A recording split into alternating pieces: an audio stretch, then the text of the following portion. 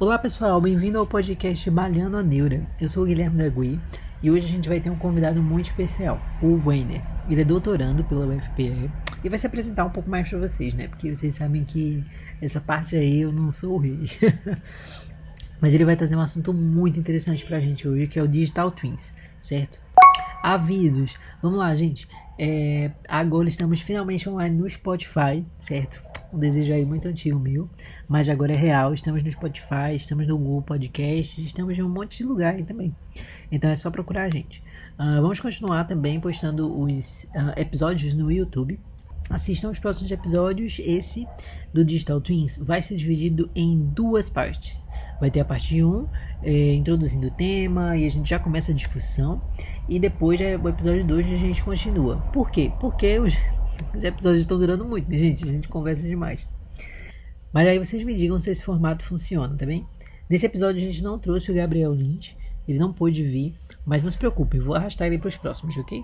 Então se liga aí no conteúdo do episódio. Vai lá, Weiner. Primeiro é um prazer estar aqui, né? Eu espero contribuir de alguma forma aí para a informação do pessoal nesse tema que a gente escolheu dos gêmeos digitais, né?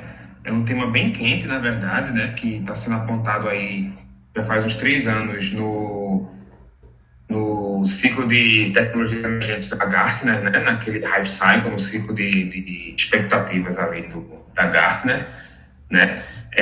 Eu, na verdade, sou estudante de doutorado, né? Eu te conheci, inclusive, lá na Universidade Federal de Pernambuco, né?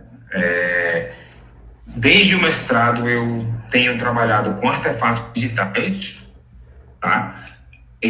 Na verdade, o mestrado foi muito mais metodologia de design dentro do contexto, né, pós-humano, né? Pós-humano no sentido de realmente internet dos corpos e biotecnologias, né? Eu fugi um pouco mais dos wearables e fui um pouco mais além porque eu estava tentando entender justamente como é que o design entra dentro dessas indústrias que ainda são radicalmente novas e aversas ao pensamento criativo, né?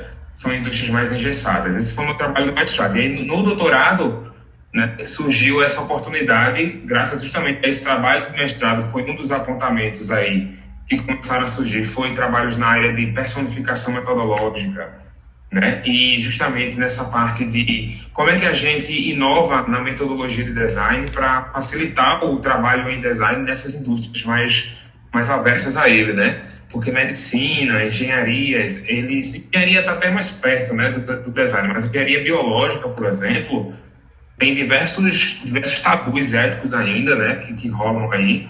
E aí o meu tema Digital Twins, ele vem justamente para tentar entender a similaridade entre o processo de experimentação científica, né, e isso não no sentido acadêmico, mas até no sentido industrial mesmo, né, porque a gente vê, por exemplo, aí o profissional, né, da área de UX, a gente já tinha o UI designer, depois surgiu o UX designer, não que o UI ele não trabalhe com UX, né, mas na parte aí de UX a gente já começa a ver que algumas empresas estão contratando UX researchers, né, pesquisadores em UX, porque o designer de UX ele não tem a especialidade realmente em realizar pesquisa com o usuário. Só que quando a gente se depara com esse contexto pandêmico que a gente está vivendo, né, cada vez mais as metodologias de teste à distância tornam-se relevantes. Então, na minha pesquisa, né, eu vi essa oportunidade que é justamente entender como é que eu transformo um experimento científico, né, em algo que possa ser feito virtualmente, sem enviesamento de dados, que é um dos maiores problemas de qualquer experimento científico, sem enviesamento de dados, né, e que traga resultados relevantes para as empresas. Quando as empresas performarem esses testes, elas têm o norte, né, de que posicionamentos de design elas vão ter esses produtos e serviços.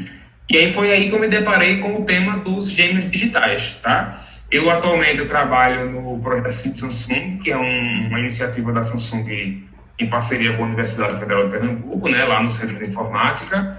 Eu também tenho o meu CNPJ da minha empresa, né, porque eu tenho trabalhado muito na comunidade aqui de Recife, nessa parte justamente de inovação em produto, né, e a maioria dos projetos que eu pego nesses freelas e tal é justamente nessa vibe de trabalhar com embarcados, produtos que não são só produtos digitais, nem são só produtos físicos, eles são produtos com camadas de digitalidade, né? E eu tenho meu trabalho com o professor Walter, que foi meu orientador desde sempre, desde a graduação, né, lá no LACAI, que é o Laboratório de Concepção e Análise de Artefatos Inteligentes, dentro também da Federal, lá do Centro de Artes e Comunicação, onde eu tenho também trabalhado bastante em projetos com o Inmetro, voltados justamente para a ergonomia, usabilidade e acessibilidade de produtos de consumo. Meu Deus, então hoje um dos temas, na verdade, são todos ao redor das coisas que eu mais gosto de falar, que é design, metodologia, tecnologia. Ou seja, o programa basicamente é para mim aqui. Ou seja, a nossa conversa ela vai ser pautada aqui por você, Wayner, sobre esse tema do Digital Twin, certo? Eu quero que você se sinta à vontade, no sentido de conversar mesmo, tipo, não é uma entrevista, não é para ser tão técnico, é para ser uma conversa. Mas óbvio que até eu tô curioso, na verdade, para descobrir o que é esse danado Digital Twins de uma maneira mais direta. Vamos lá, resumir uma palavra, Digital Twins, o que é que seria? Gêmeo digital seria uma representação tridimensional fidedigna de pessoas, objetos e ambientes, tá? Ele surgiu, na verdade, na engenharia de automação e engenharia de produção, né, visando justamente criar réplicas virtuais de máquinas, porque a gente sabe que dentro do contexto industrial, né, no chão de fábrica mesmo, a gente, além de ter ainda hoje, mesmo com todo o nível de automação e tudo mais, a gente tem diversos problemas de segurança e tem aquela dificuldade, aquele problema de envolver a pessoa no trato direto da máquina, né? Então, eles vieram justamente para que você, através de um objeto tridimensional, né, um modelo 3D, numa linguagem mais bruta, mais simples, você pudesse manipular aquele modelo 3D e aquela máquina, né, sofresse as alterações que você executou naquele modelo 3D. Tá? Isso é um gêmeo digital. Né? Foi assim que ele surgiu, pelo menos. Agora, se você se perguntar até onde isso vai, aí tem uma série de especulações rolando já, tanto dentro da academia quanto na indústria, né? Porque se a gente for parar para ver, por exemplo, o nível de fidedignidade que jogos e animações 3D, por exemplo, estão trabalhando, né, para a criação de cenários virtuais, né, a gente já vai ver aí muita coisa interessante que poderia estar sendo utilizada, sim, na vibe dos gêmeos digitais, tá? Então, no caso, os gêmeos digitais, eles seriam muito mais voltados para os artefatos físicos, para produtos físicos, tipo, quero montar, sei lá, uma escrivaninha aqui, eu quero saber se ela aguenta o peso de todo o maquinário que eu quero colocar em cima dela. Aí a ideia do Digital Twins é construir a versão digital e fazer esses testes digitais, e aí quando a mesa for para o mundo real de verdade, os testes já estão feitos, não precisa mais ter desperdício de usar máquinas, usar tempo das pessoas, de usar todo o processo físico, porque o computador já fez. É isso? Mais ou menos. Eu diria que é isso também, Gui. Mas isso aí os simuladores já faziam, né? A gente já tinha programas de simulação em engenharia, por exemplo, que eram capazes de, por exemplo, simular a tensão máxima que uma superfície comporta, entendeu? No caso de uma escrivaninha aí, como você citou, né? Isso aí, os softwares de simulação e até software de modelagem, que também trabalha com Computer Aided Manufacturing, né? CAM, esses SolidWorks, Inventor, né? Esses softwares já faziam algum nível de simulação ali também, muito representativo do produto final, sabe? Os Digital Twins, eles não vêm só para preparar, essa é a questão, sabe? Não é testar o produto antes de implementar, mas é o produto ter um irmão, né, virtual, para que toda vez que eu for executar um teste, toda vez que eu for ser informado sobre um problema do produto e toda vez que eu for executar alguma mudança no produto, eu possa manipular esse irmão dele virtual, né, e eu não preciso entrar em contato direto com esse irmão físico, né? Wayner, mas aí e se eu precisar entrar em contato com a versão física? Obviamente, vai depender muito do nível de profundidade que o teu gêmeo, o teu irmão virtual, né, que tu criou para aquele produto, o nível de profundidade que ele vai.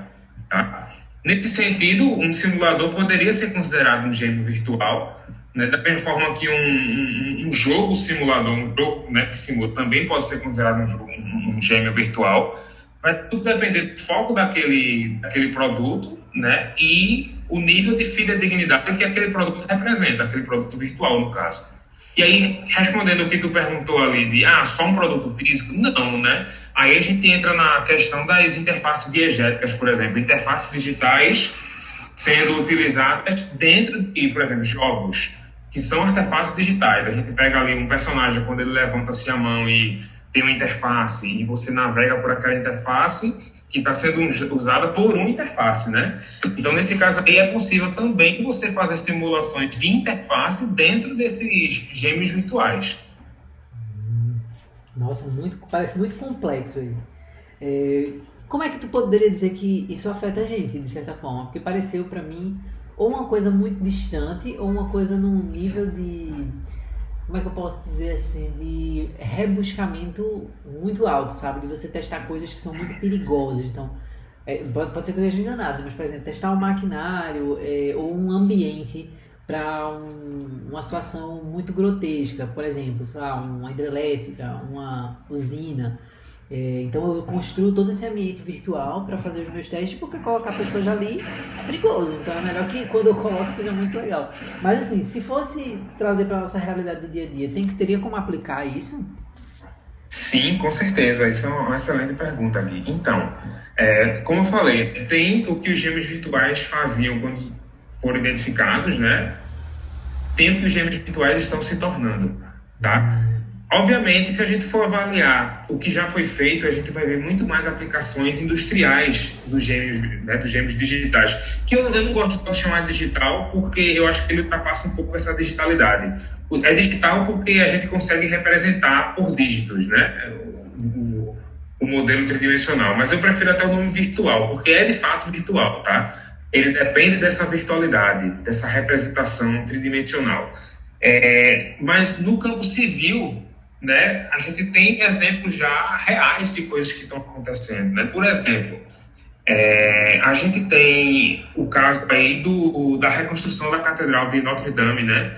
Sim. E incêndio. Depois daquele incêndio, né, o governo ali francês começou a investir pesado na reconstrução da Catedral, e os dados a que eles tinham acesso já eram, obviamente, muito bons, mas não tinham essa representação visual tão fidedigna quanto o jogo Assassin's Creed Unity tinha, né? Então eles recorreram à Ubisoft, né, ao jogo, para poder utilizar aquele modelo tridimensional que foi tão bem feito, tão bem representado a catedral no jogo, que ele foi utilizado na reconstrução da catedral, né? Isso é uma coisa magnífica, né?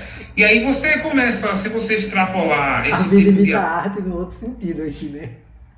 Pois e pensa bem, né? Se a gente extrapola esse tipo de ação, Gui, imagina se, por exemplo, eu sou dono de uma rede de fast food, né? E aí eu desejo começar a criar ambientes virtuais de simulação, né? Para testar novos produtos e serviços, novas formas de atendimento de uma rede de fast food. É possível? É possível. Tu pode criar um ambiente de um shopping em Recife da vida, por exemplo, um ambiente público ali de uma praça de alimentação, e simular pessoas, e simular um ambiente, e botar uma pessoa, por exemplo, até para jogar, né, através de um personagem, consumir produtos daquele portfólio e avaliar o atendimento daquelas pessoas online, contanto que elas representem bem o que está sendo feito, ou até mesmo a proposta do que querem implementar, entendeu? Então, os digital twins, eles vão além, muito, muito além mesmo do contexto industrial. Eles vão realmente para a parte de design de serviço, design de produto, análise de qualidade de serviço, entendeu? Então, isso é interessante. E tem outras coisas cabreiras ainda, que são muito especulativas, que eu vou trazer aqui para a gente depois, aqui no final do episódio, mas que já se começa também a discutir, tá? Oxe, manda bala aí, amigo. Mas agora ficou mais interessante. Porque parece algo um pouco mais real. Só que ao mesmo tempo, quando tu falou, pareceu algo muito futurista, assim, tipo, uma realidade completamente paralela aqui, só que totalmente digital. E aí você, enfim, coloca as pessoas lá pra simularem que estão lá e fazerem os testes, né? Assim, eu acho que isso traz uma coincidencidade, mas ao mesmo tempo eu fico, sei lá, pensando que não elimina exatamente a possibilidade da realidade ser diferente, né? Mas óbvio, é um nível de precisão muito grande para qualquer tipo de experimento que vá se fazer, né? Não sei se estou falando Sim, besteira. aí é aquela coisa, né? E é uma coisa que a gente já debate há muito tempo. Você, inclusive, que também trabalha na área do contexto, na área de contexto digital, né? De metodologia e tecnologia. Veja, é aquela coisa. A gente tem que discutir até onde isso pode ir e até onde dá para ir. E aí a gente tem que entender também que a tecnologia ela evolui constantemente. Os digital twins de hoje não serão os digital twins de daqui a 20 anos, né? Então, o que dá para a gente fazer agora, obviamente, vai depender aí de quanto investimento você tem para colocar nesse digital twin que tu está produzindo, né? O tanto de inteligência, por exemplo, artificial que tu vai inserir nesse gêmeo digital e o quanto tu consegue garantir que essa inteligência não está enviesada às necessidades do teu negócio. Isso é uma parada pesada, inclusive, para discutir, né? Nossa, é Porque se verdade. tu tem um negócio e tu está tentando pegar feedback com pessoas e elimina pessoas do processo, ou elimina, sei lá, os pesquisadores que coordenam aquilo ali do processo para botar uma máquina, tu tem que ter certeza que aquela máquina ela funciona da mesma forma ou superior, né, que as pessoas que realizariam o processo. Hum, tá. Eu acho que eu parei na parte onde tu tava falando de isolar variáveis, certo? Que não foi isso que tu disse, Certo. mas foi o que tu disse, né? Tipo, como é que você condiciona as pessoas a não estarem. Como é que eu posso dizer? Não é nem as pessoas que estão fazendo teste, né? Mas talvez já a pessoa que está querendo testar aquela parada, né? Como é que você condiciona? Porque Sim, eu já acho que toda vez que a gente vai executar um teste de interface, as pessoas já chegam um pouco enviesadas também, sabe? Tanto do sim, lado do sim. cliente quanto do lado do usuário também, que tem expectativas irreais com os produtos, assim. Sim. Veja, o lado bom de se trabalhar com máquinas é que máquinas não têm sentimentos nesse sentido, né? Muito tipo de enviesamento vem do nosso emocional, porque o nosso emocional a gente tem ansiedade, a gente cria expectativas positivas, negativas, a gente tem todo um arcabouço ali de relacionamento, interação entre os membros da equipe de pesquisa, entre os membros e os usuários, a gente tem a questão da familiaridade do usuário com a tecnologia, né? E aí, obviamente, tudo isso aí gera certos vieses, tá? Dizer que a gente vai chegar num nível onde a gente não vai ter mais viés em pesquisa seria muito utópico, né? Eu acho que talvez o viés sempre exista e eu acredito que vai sempre existir, mas a questão maior não é exatamente o viés, mas é como tu consegue diminuir o máximo possível a quantidade e os tipos de vieses para ter resultados válidos, né? Sim. Aí, de fato, isolar variáveis corretamente, definir parâmetros muito bem definidos. E aí uma coisa interessante que é o que eu estou chegando agora na minha pesquisa, na verdade a minha pesquisa está bem no início, né? Que é justamente entender o quanto um ambiente virtual, um simulador, um jogo, por exemplo, ele é semelhante à execução de um experimento científico, porque o experimento, ele, quando eu comecei a comparar aqui, isso que fique bem claro, é um estudo muito basal e muito inicial ainda, ninguém tome isso como verdade, as coisas que eu estou falando, por favor. Não, mas é. Assim, mas você já tá dando um norte, né? São, E um norte. são hipóteses, né? São hipóteses, né? E um Eu estou norte dando minha hipótese, qualificado. na verdade. É, mas você está dando uma perspectiva aí qualificada, né? Você está fazendo doutorado na área e óbvio que você não pode Isso. setar nada Mas como aí verdade. nada validado, né? Isso, isso. E que Nada na é validado. verdade. Tudo com muito cuidado, obviamente, para ser um conhecimento científico, né? Mas nada é validado, gente. É importante saber disso, né? Ah, Mas as hipóteses que eu começo a levantar, através de algumas comparações, é que existe muita similaridade de jogar um jogo e participar ou aplicar um experimento, sabe? Porque um jogo, quando você constrói aquele universo digital, ele segue também um conjunto de regras, ele tem um ambiente que pode ser neutro ou não, quem vai desenhar aquele ambiente é você, ele tem um conjunto de ferramentas também, de aparatos, ele tem um tipo X de usuários que vai, né, interagir com aquele jogo, existe muita similaridade. Agora, obviamente, o desafio é você conseguir traduzir com qualidade a experiência que tu tem num experimento científico e a experiência que tu tem num jogo. Né? Isso aí é, de fato, um desafio. E aí a gente não está falando só de digital twin nesse caso, a gente está falando realmente de indústria de jogos. Né?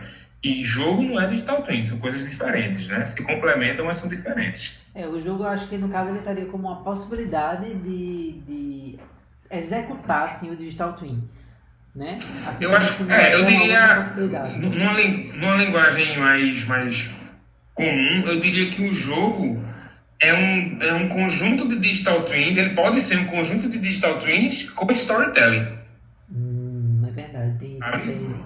Tem a história que Porque tá rolando, né? o que o jogo traz de diferente é isso, né? Porque o jogo ele traz Uma uma narrativa. imersão à atenção do usuário muito melhor que o experimento científico. Isso aí é sem dúvida. Ai, como assim, amigo? Pera, agora eu me perdi. Repete essa parte aí. Não, porque veja só, se você parar para estudar, né, o processo de criação de um jogo, e aí eu tenho me deparado muito com trabalhos de fato na área de game design, eu tenho alguns colegas lá também de doutorado que estão pesquisando game design, né? Alguns conteúdos que eles me trazem são muito interessantes porque mostram justamente o potencial de engajamento do usuário nos jogos, né? Falam sobre o potencial de engajamento. E mostram que quanto menos técnico é o jogo, ou seja, se você tem um jogo que é montagem de quebra-cabeças, tipo Tetris. Tetris é basicamente um conjunto de peças que vão descendo ali na velocidade X e você tem que ter um tempo hábil ali de raciocínio para encaixar aquelas peças. É um jogo bem técnico, né? Bem pragmático. É basicamente unir peças e eliminando fileiras na parte de baixo dessas peças, né? Ele prende muito menos a atenção, né, do que um jogo que tem uma história envolvida, um jogo que tem uma direção de arte bacana, que tem uma trilha sonora. Então, o que eu estou falando aqui é que o potencial do jogo para um digital twin, né, para utilizar os gêmeos digitais, não é para criar gêmeos digitais em jogos técnicos como o Tetris, mas em jogos onde o potencial de imersão é maior, onde a gente pode, por exemplo, simular um dia do usuário num jogo, o usuário poder entrar no jogo e ver realmente uma representação tridimensional dele naquele jogo, ter uma representação da casa dele, ou até do laboratório onde ele iria fazer os testes. Só que a gente pega, por exemplo, a gente pode simular como é que o usuário dorme, como é que ele acorda, que tipo de coisa ele faz no café da manhã, quando ele pega o carro, e tudo isso aí é manipulado num joystick de videogame, por exemplo. Isso é muito bacana, entendeu? E aí a gente entra realmente numa vibe muito mais de design antropológico do que, de fato, de usabilidade, UX, ou design, sabe, científico, no sentido tradicional da coisa, de fazer um experimento, sabe? Entra mais para a área humana do design, vamos dizer assim. E não a parte Sem dúvida. técnica. É uma Sem dúvida. viagem, né? Isso aí fica claro. Não é que, veja, pode até haver muito de exatas na construção da coisa. O design do experimento ele vai ser sempre pautado de exatas, porque é um conjunto ali de fórmulas, de cálculos que eu estou fazendo. Quando eu crio um objeto 3D, aquele objeto 3D aparece para a gente visualmente, mas aquilo ali é um conjunto de informações matemáticas. A gente está falando de computação assistida de design assistido pelo computador, né? Então, assim, seria ingênuo da gente não entender essa necessidade da inserção das exatas na construção do experimento. Mas a gente não está interessado em resultados na forma de números, a gente está interessado em resultados qualitativos mesmo. Só que esses resultados qualitativos, quando você faz com 5 usuários, 10 usuários, eles são puramente qualitativos. Mas quando você lança um jogo, por exemplo, numa Play Store, né, ou numa loja da Microsoft, por exemplo, do Xbox, né, e você pede para, sei lá, 1 milhão de pessoas no mundo inteiro, de países diferentes, jogar, aí você não tem um dado só qualitativo, não. Você tem um dado altamente quantitativo em cima de resultados qualitativos, entendeu? Isso é bacana para uma empresa, para um mundo corporativo, Isso é um sabe? monstro, na verdade, né? Porque assim, primeiro que vai ter que ter um bom processamento de dados disso, mas assim, você conseguir como é que eu posso dizer? Nossa, capturar, pronto, acho que essa era a palavra, né? Tanto a perspectiva qualitativa, de uma forma que não seja, como é que eu posso dizer? Que você está dizendo para o usuário que aquilo ali vai ser capturado, né? Então, é uma forma bem, seja livre aí e na realidade tá rodando lá os sistemas para capturar as coisas. E de uma quantidade de dados enorme, gente, isso aí é o novo Westworld, né? Isso... É bem isso, né? Só que aí tem aquela coisa, né, Gui? Aí a gente entra num debate ético muito sério, tá? Porque, assim, as empresas, quando elas lançam jogos, elas já estão coletando teus dados. Assim, né? Tu tá jogando o jogo lá, se divertindo, quando tu bota um jogo no videogame, no computador pra jogar, né? Desde a época, eu acho que da geração de consoles anterior à do PS4, né? Eu acho que era a sétima geração, era a sexta, né? Então até que olhar isso Aí direitinho, eu não mas sei, não desde o sei. PS3, tá? Desde o PS3, da época do PS3, do Xbox 360, né? Os dados do usuário já são capturados, né? Não pense que os jogos em nuvem são em nuvem apenas para o lazer do usuário, não.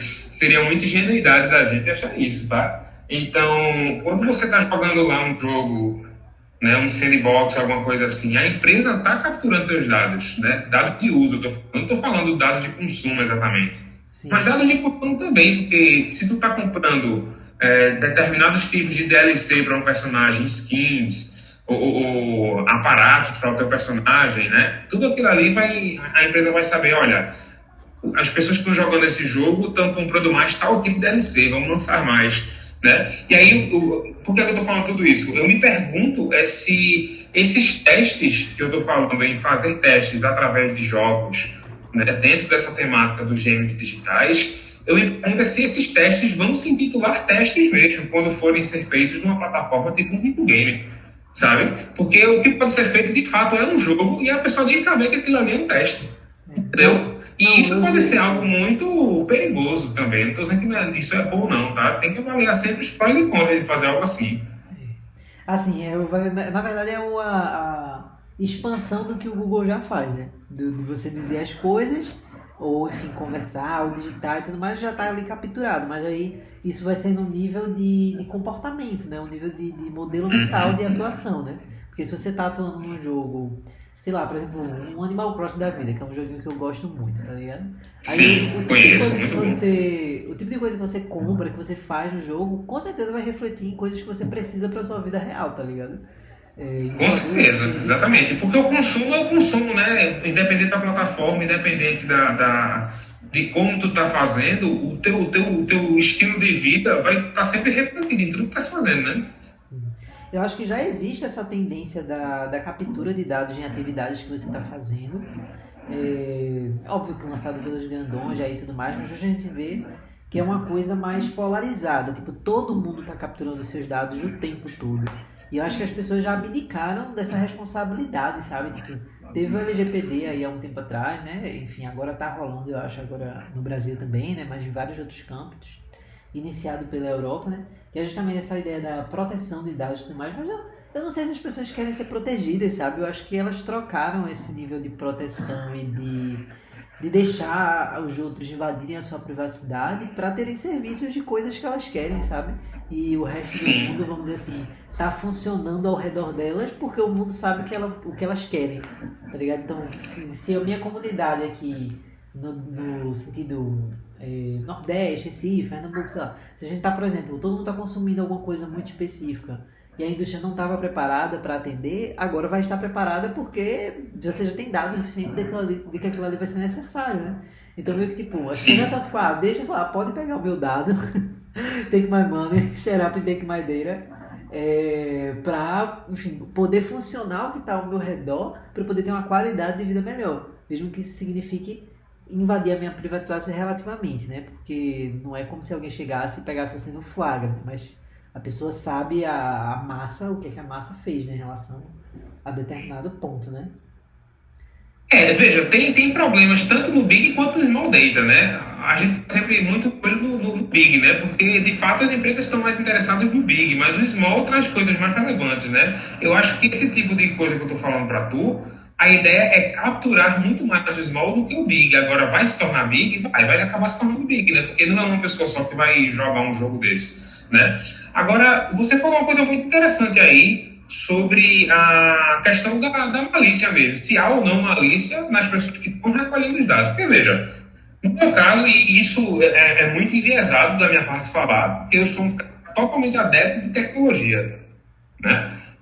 Quando eu digo assim, quando alguém fala assim, uma empresa manda para mim, faz um questionário, alguma coisa, quer saber de alguma coisa, ou então até quando ela pergunta se pode analisar certos dados de uso meu e tudo mais, eu tenho que ter a consciência do quanto eu estou disposto a me expor para aquela empresa, né? E se aquela empresa realmente está sendo maliciosa ao pegar meus dados, porque veja, Aí tem uma coisa importante que você falou, né? Será que isso realmente é incômodo ou a gente está fazendo tempestade em copo d'água, sabe? Aí, será que, tipo assim, a empresa ter acesso, por exemplo, quando eu estou jogando um meu Crash Bandicoot, que eu adoro Crash Bandicoot, por isso eu digo a versão que você tem. Sou fascinado pelo universo de Crash, né? Aí eu tô jogando agora o Corrida, né? Do PS4. Eu tenho um PS4, eu tô jogando, né? E aí, assim, eu acho que. Será que é malicioso, por exemplo, a empresa saber que tipo de skins eu tô comprando? Qual o problema da empresa saber também que tipo de. Eu sei que não é um direito do cidadão, porque qualquer cidadão consegue decidir o quanto aquilo é ou não malicioso para você, né? Mas eu acho que isso é uma pergunta ética, que eu quero dizer que essa pergunta ética, que vai além dos órgãos reguladores. Os órgãos reguladores deveriam entender o quanto a divulgação de dados deveria ser um dever ou um direito. Né? E aí a gente tem um universo gigante para discutir sobre, que eu acho que não vale nem a pena entrar. Né? Ok. Porque no caso dos Digital Twins, por exemplo, veja, será que um jogo que está repleto ali, porque veja, o Digital Twin, eles são os componentes que estão no jogo, os objetos, e o jogo em si também pode ser um Digital Twin como um todo, né? Aí a gente vai entrar nessa vibe das camadas de digitalidade dessa representação, né? Mas veja, vamos considerar que um jogo em si é um experimento que foi transformado em jogo. As pessoas jogam, tem uma história muito boa e começou a fazer sucesso, né? Ser baixado e tá entre os 10 mais baixados ali de um mês, e as pessoas não sabem, na verdade, que a empresa que fez aquele jogo, ela não tá nem aí exatamente pro lazer das pessoas, ela quer saber que tipo de produtos ela deve produzir, sei lá, na indústria automobilística, porque uma empresa contratou ela para fazer aquele jogo de corrida, de repente, sei lá, entendeu? Então, assim, mas veja, as pessoas estão gostando, estão jogando, estão se divertindo, a partir do momento que elas saberem que foi para isso, o jogo se torna ruim. Essa é a pergunta que deve ser feita, né? Ou, sei lá, o fato do jogo ser bom, contanto que ele seja bom, isso não importa, sabe? É. Pois é, eu fico pensando também nisso, sabe? Não que eu acho, por exemplo, que LGPD é uma perda de tempo, sabe? Não, não é isso. Mas no fim, eu fico pensando se sempre vai acabar afetando as pessoas, não necessariamente negativamente, né? Óbvio que a gente vê, por exemplo, o nível de baixeza, às vezes, do Google, de você falar alguma coisa e o negócio ficar uma metralhadora de propaganda ali na tua cara. Sim. Mas é uma coisa que eu fiquei pensando enquanto tu tava falando, né? Pode ser que seja viagem minha, aí tu diz, tá? Mas uma coisa muito Matrix aqui alto nível. Imagina que tem um jogo lá onde tá simulando a cidade do Recife, certo? E aí você pode ter seu avatar. Tem um exemplo especificamente disso, inclusive, porque aí você. Já dei spoiler do teu exemplo. Mas vê, o cenário que eu imaginei aqui, né? De que. Aí vamos lá, né? Então você cria seu avatar, tá aqui jogando em Recife. Pode ser qualquer cidade, tá, gente? Insira aqui a sua cidade preferida aqui no meio. E acontece uma catástrofe na cidade. Certo? Qual vai ser o comportamento dos jogadores, tipicamente recifenses, em relação àquela situação? Tá ligado? Imagina se esse cenário, por exemplo, de pandemia já tivesse sido simulado e ver como é que cada cidade ia lidar com aquela situação, sabe? Você tem ali o seu joguinho e tudo mais, mas os dados estão sendo capturados na prática mesmo. Tipo, o que é que você faria? Você fica em casa ou não fica em casa? Você dá ouvido ao que está sendo falado no governo ou não dá ouvido ao que está sendo falado no governo?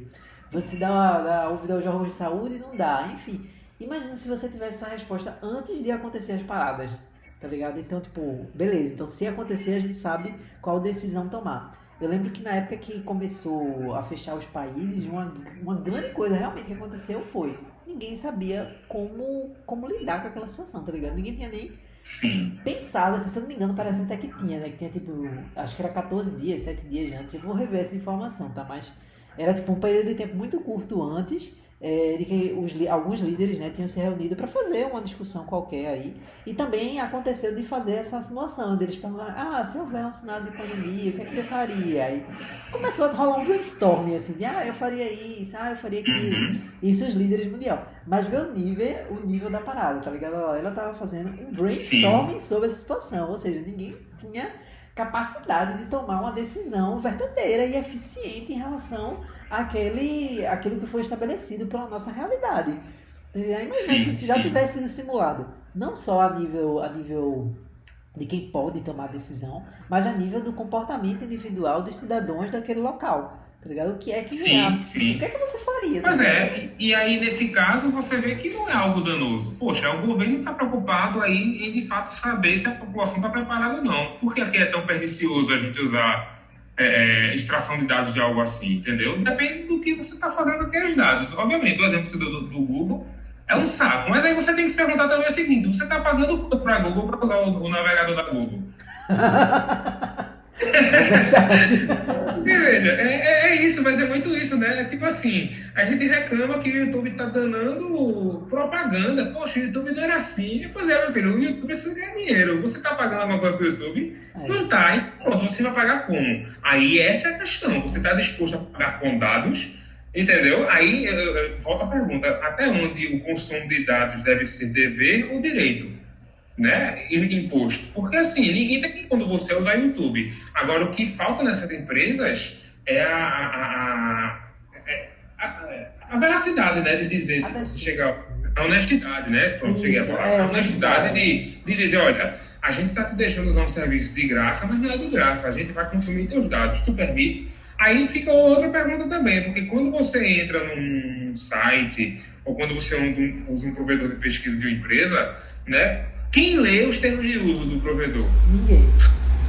Inclusive, eu Veja, acredito inclusive, que eles botam daquela maneira que é justamente pra você não ler, tá?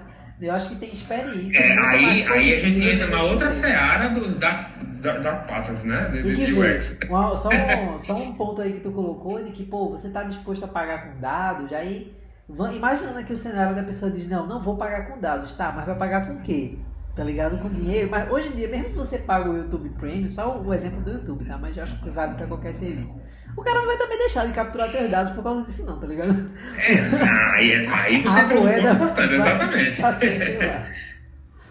Exatamente. Essas são as práticas perniciosas, entendeu? As práticas perigosas, entendeu? Porque se a empresa ela impõe, aí entra a questão justamente, de novo, né? Dever ou direito, né? A empresa impõe a você capturar seus dados, mesmo quando tu paga o negócio, bem, isso é discutível, né? Ninguém também está obrigando você a usar o produto daquela empresa. Contanto que aquela empresa, o que falta nas empresas, eu acho que é honestidade, é trazer as coisas à tona. Olha, o nosso serviço funciona assim, a gente coleta teus dados, a gente consome teus dados, a gente fornece dados para terceiros.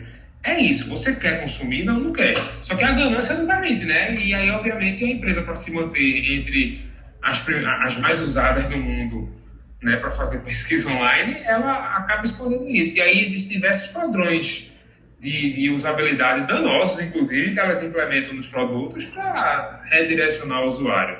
Agora, dizer que a LGPD é boa ou ruim, eu acho que é mais boa que ruim. Sim, Mostra sim. que está começando a prestar atenção em certas coisas que a gente não prestava.